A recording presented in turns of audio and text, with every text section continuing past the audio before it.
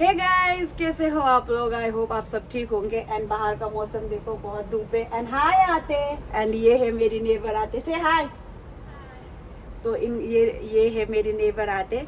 लेकिन मैं आपको बता दूं कि यहाँ पे पीआर को लेके डिस्कस करने वाली हूँ, जो कि हमें कभी नहीं मिलने वाला है। अगर आप इजराइल में मतलब कनाडा वगैरह में तो अगर आप 5 ईयर्स 7 ईयर्स कंप्लीट करते हो तो आपको पीआर मिल जाती है, बट वेयर एज इजराइल में आपको पीआर कभी भी नहीं मिलेगी।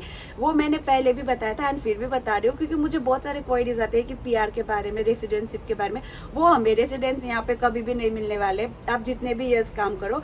एंड वीज़ा का मैंने एक अलग से ब्लॉग बनाया कि आप कब इलीगल होंगे एंड कब आपका स्पेशल वीज़ा लगेगा। बिकॉज वीज़ा का मैंने different type of visa, special visa हो गया आपका, रेगुलर वीज़ा हो गया, एंड 188 वीज़ा हो गया, रिफ्यूजी वीज़ा हो गया, फियोन्सी वीज़ा हो गया, ये सब के बारे में मैंने बताया।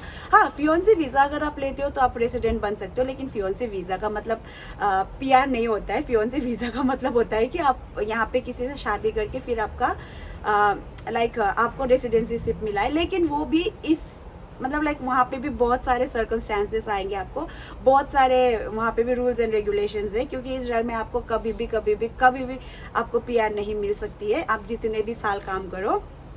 एंड मुझे कितने सारे ये भी पूछते हैं कि अगर हमें यहाँ पे स्टडीज़ के थ्रू आ रहे हैं, और फिर स्टडीज़ के थ्रू मैं बताऊँ तो मुझे नहीं पता, क्योंकि आप लोग यहाँ पे स्टडीज़ या फिर डॉक्टर वॉक्टर बनने के लिए आ रहे हो या फिर कुछ भी स्टडीज़ रिलेटेड आ रहे हो, तो आपको पीआर मिलेगी नहीं मिलेगी वो तो मुझे नहीं पता। लेकिन जितना मुझे पता है वो नहीं मिलेगी, क्योंकि मैंने किसी भी देखा नहीं है मैंने यहाँ पे कोई भी यंगस्टर को यहाँ का सिटीजनशिप होते हुए। एंड जब पीआर की बात आती है, पीआर के बाद का प्रोसेस जो होता है वो सिटीजनशिप का होता है, तो मैंने देखा नहीं है। एंड यहाँ पे शादी करके ही आपको मिल सकती है, एंड शादी भी इतनी इजी नहीं होती है। शादी के लिए भी आपको अपना रिलीजन जो है वो कन्वर्ट करना पड़ेगा जूइस में, क्योंकि यहाँ पे सिटीजनशिप लेने के लिए आपको अगर आप मुस्लिम से शादी कर सकते हो, मुस्लिम से शादी कर रहे हो तो मुझे पता नहीं, क्योंकि यहाँ पे इजराइली मतलब जूइस तो एक रिलीजन हो गया एंड मुस्लिम एक रिलीजन हो गया, बट सिटीजनशिप जो है वो इजरायली है। तो ये बात आपको समझनी पड़ेगी। अगर आप मुस्लिम से शादी कर रहे हो तो तब भी आपको कन्वर्ट तो होना ही पड़ेगा शायद, लेकिन मुझे उतना पता नहीं है, क्योंकि वो लोग भी इजरायली सिटीजनशिप के होते हैं।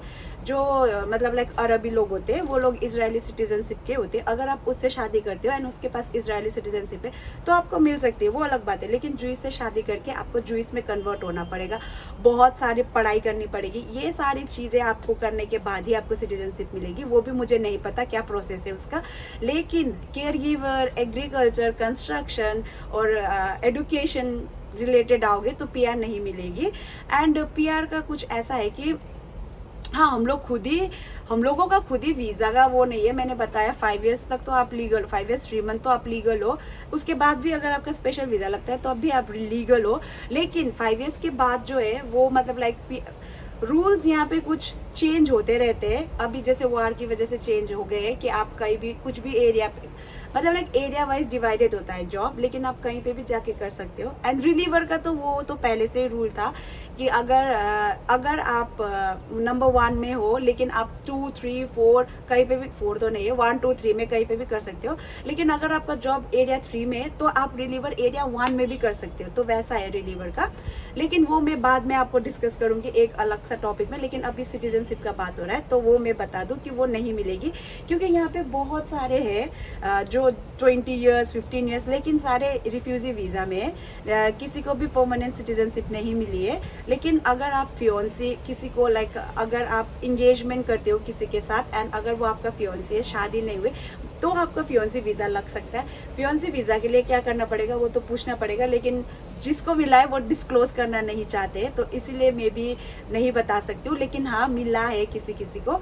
तो अगर आपके पास फियोन्सी वीज़ा है तो आप घर आ सकते हो, जा सकते हो, ऐसा है। लेकिन वेरएज़ आपके पास रिफ्यूजी वीज़ा है तो शायद से आप घर नहीं जा सकते हो। सिर्फ special visa 188 and regular visa में तो आप जा ही सकते हो।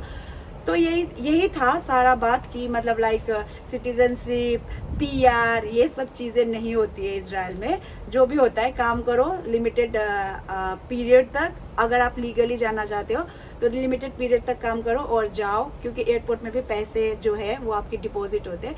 तो जाओ। अगर आपको इलीगली रहना है तो आप रिफ्यूजी वीज़ा लगा सकते हो, या कोई और वीज़ा लगा के आप रुक सकते हो। तो यही था। तो बेसिकली मुझे क्या लगता है, मेरे पॉइंट ऑफ व्यू से इजराइल तो एक बहुत ही छोटा कंट्री है एंड यहाँ पे लैंड वगैरह भी बहुत बहुत कम है, इसकी वजह से शायद सिटीजनशिप नहीं दे रहे। ये मेरा पॉइंट ऑफ व्यू है, मुझे नहीं पता, मैं अपना पॉइंट ऑफ व्यू से बता रही हूँ। एंड आप ही इमेजिन करो, जिस एरिया में लोग कम है, एरिया स्पेस कम है, कंट्री छोटी सी है, अगर हमें पीआर देंगे तो हम लोग को तो रहना ही पड़ेगा यहाँ पे, एंड रहने के लिए घर चाहिए एंड घर के लिए लैंड चाहिए, तो वो कहाँ से लाए? तो अगर हम सारे Indians, Philippines, Sri Lankan, Nepal and Russia, Uzbekistan, सबको अगर पीआर मिल जाता है 5 इयर्स कंप्लीट होने के बाद, तो सबको घर चाहिए होगा। वो लोग फैमिली लाने की कोशिश करेंगे, क्योंकि पीआर मिलने का मतलब ही वही होता है कि फैमिली को लेके आए हम लोग।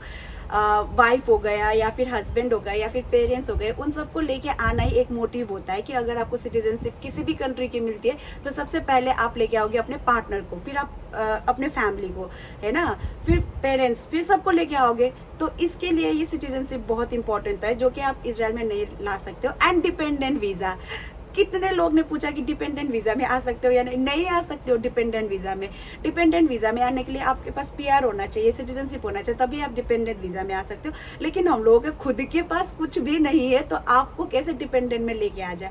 तो the only way is agent, the one and only way is agent के थ्रू आ सकते हो, चाहे वो लीगल हो, इलीगल हो या कुछ भी हो, लेकिन वही आप लोगों को यहाँ तक लेके आ सकते हैं, बाकी तो कोई नहीं लेके आ सकता है।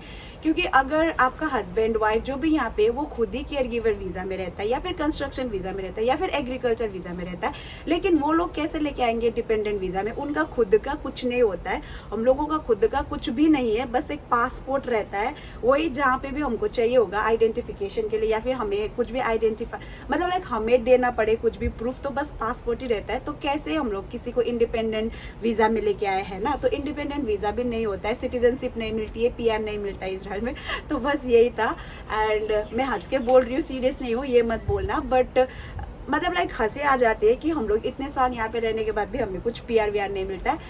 यहाँ पे बस इतना है, इतना टाइम पीरियड है, कमाओ एंड वापस जाओ, बस हो गया ख़त्म। और अगर आपको और पैसे चाहिए तो और कमाओ, रिफ्यूजी वीज़ा लो या फिर कुछ भी वीज़ा लो, फिर रुको यहाँ पे। तो वैसा सीन है, इलीगल भी रुक सकते हो, कोई दिक्कत नहीं है, पकड़े गए तो घर भेज देंगे, वही है, और कुछ दिक्कत नहीं है। तो ये ब्लॉग का मोटिव यही था, बताने का कि the only way to come is through agent, no independent visa, no citizenship, no PR, nothing. तो see you guys in my next blog, bye bye.